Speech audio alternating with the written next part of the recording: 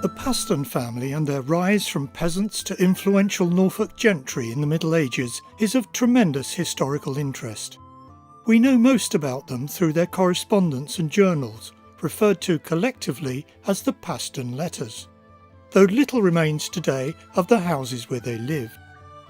Now, state-of-the-art technology is being employed to offer a view of their life and times as never seen before. The Paston Letters are the record of a medieval family, not the general history of kings and queens and the great sweep of history like that. They are the record, the intimate record of a family talking to each other in terms of business, in terms of agriculture, in terms of the dramatic events that were happening around them during the Wars of the Roses. Now, a certain amount of hardware, if you like, houses and so on, still exist related to the Pastons, but not their main buildings. We're having to recreate those buildings as 3D models as part of the story. One of the first tasks was to make a detailed aerial survey of the Paston Hall site. The team approached CHPV Media, who are experienced drone operators. CHPV were beta testing some new software by Hammer Missions, and this was an ideal opportunity to put their new system through its paces.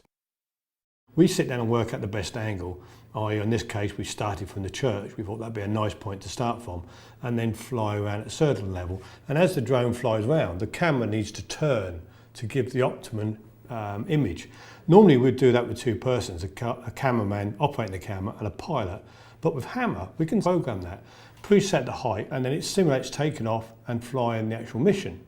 And then once we're happy we can do the simulation, we'll then upload it to the drone and off we go, ready to do the real thing.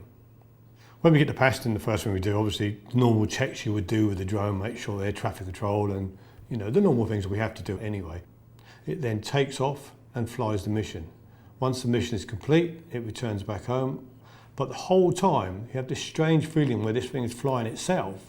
You've got the control and you instantly can take over control, switch off the system and take over and land it or move it out of the way if need be. But it's strange as a pilot to see this thing doing it automated, and it is very, very accurate. Keeping a close watch on progress of the drone filming is 3D expert James Mindham. He has been building a computer model of the original Paston Hall. The house you see today on the site is comparatively modern. The original Paston Hall is long gone. James's problem now is to replace the modern buildings in the flypast with those from the Tudor period.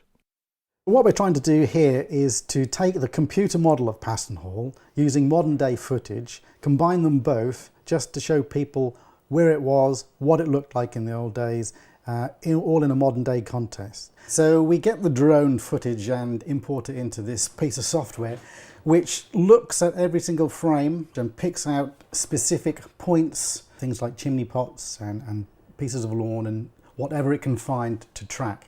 And what this does in the end is create a camera path, and that camera path is then imported into a 3D application which I build the Paston Hall model in, and it's a pretty seamless fit.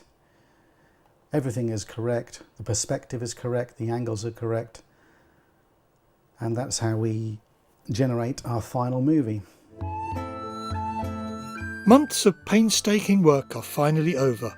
We can now look down on the estate from a viewpoint the Pastons themselves would never have imagined. What you are seeing is the result of months and months of work. There's very little to go on with Paston Hall. You get these occasional pinpricks of light in the darkness as far as sources are concerned, but mostly it really is a case of imagination. The outcome is a virtual world where anybody will be able to go and visit Paston Hall that you've seen about here, Bromholm Priory, Oxnead Hall, and other sites that are of interest and date from the time of the Pastons. And this will interlink with all sorts of other material about the letters themselves and a chance to research them. It will all be available on the internet around the world as part of this Heritage Lottery funded project.